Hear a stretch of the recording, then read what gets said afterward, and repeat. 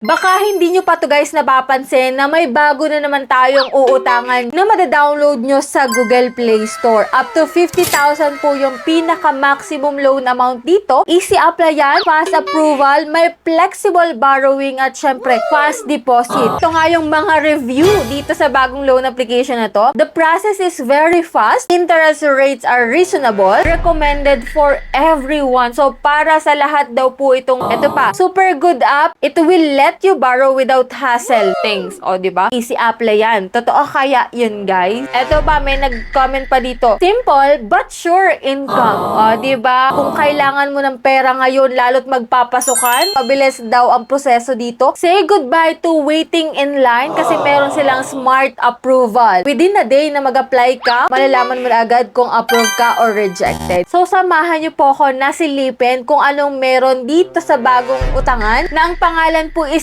Go Peso. Find assistant na under ng Sumulong Financial Incorporated. 4.7 po yung kanyang star and as of now, meron pa lang po siyang 127 ratings. Kaya kung need mo ng extra budget ngayon, samahan mo ako na silipin kung worth it si Go Peso. Kaya if ever na gusto mo na magantong video para updated ka din sa mga bagong naglalabasan dyan online, just click the subscribe button, turn on the notification bell, and be updated sa aking mga latest upload. And every week nga po, kumukuha po ako ng 5 lucky winners. So stay connected, stay active lang. Mapipili ka rin. And iyan nga pong si Go Pesos, ganyan po yung kanyang logo. And dito guys, ito po yung mga nasa ads niya, no? Flexible credit limits for life's important moments. Apply online. Complete the entire process on your phone. Yan nga yung sabi ko kanina, maximum loan amount, easy to apply, fast approval, flexible borrowing, and fast deposit nga sila. So, kinili ko na kagad yung apply dito para makita ko siya. And iyan, meron sila ditong permission instructions. Click lang natin yung agree. And maglalagin ka dito using your active mobile number. And then click mo po yung confirm and then mag-aantay ka po na mag-send doon yung OTP code. And after nun guys, mag-start ka na mag-fill up dito ng basic information. Kaya kung ikaw ay tamad, ayaw mong kunin yung mga personal information mo, panoorin mo na lang to hanggang dulo para makita mo kung mapapautang ka rin ba dito kay Go Peso. Yan nga guys, sa contact information, 2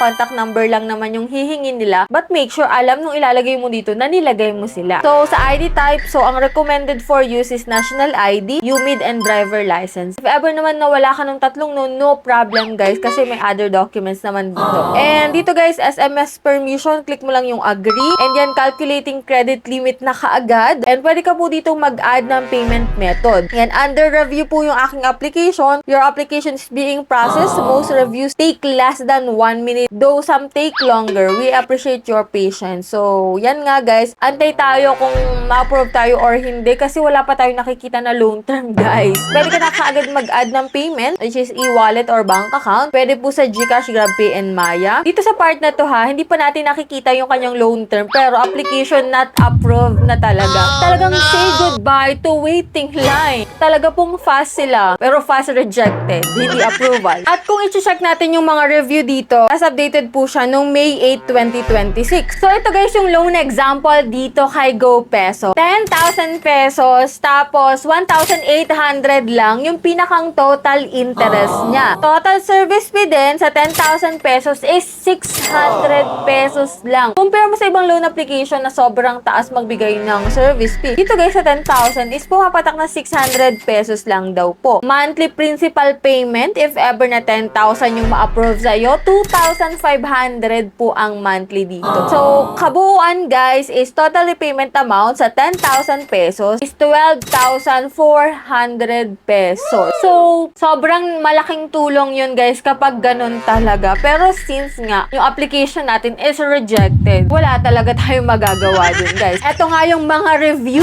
dito sa bagong loan application na to. The process is very fast. Interest rates are reasonable. Recommended for everyone. So, para sa lahat daw po itong si Go Peso. Ito pa, super good app. It will let you borrow without hassle things. O, diba? Easy apply yan. Totoo kaya yun, guys? Ito pa, may nag-comment pa dito. Simple but sure income. O, diba? And that's it. Yan yung pag-apply natin dito kay Go Peso na bagong labas nga dyan na loan app sa Google Play Store. Pero rejected yung ating application. Based on the reviews, good sila. Fast approval. Pero, not sure kung talagang legit. Pero sabi nga dito sa mga nag-rate ng 1 star, I was rejected automatically. rejected agad. Ha ha ha. Which is, yun nga yung na-experience natin dito. Anyway, hindi ko naman kayo pinipigilan na mag-apply dyan kay GoPeso kasi hindi naman tayo pare-parehas ng experience. For me, meron po akong bad credit history, so siguro naka-apekto yon. If ever na clean ka, maganda yung iyong credit history, maganda yung credit standing mo, maaari na ma-approve ka dito. So, iba-iba guys. Kaya, for those na nag-apply at na-approve dyan, kindly share your experience dyan sa comment section para at least makatulong sa mga gusto ding mag-try dito. Makapag-decide sila kung go sila or hindi. So, yan lang po yung vlog natin for today. If ever na may gusto kayong ipa-review, comment nyo lang po dyan sa baba. And for those na di pa nakasubscribe, just click the subscribe button, turn on the notification bell, and be updated sa aking mga latest uploads. So, bye-bye na muna for now guys. See you on my next video.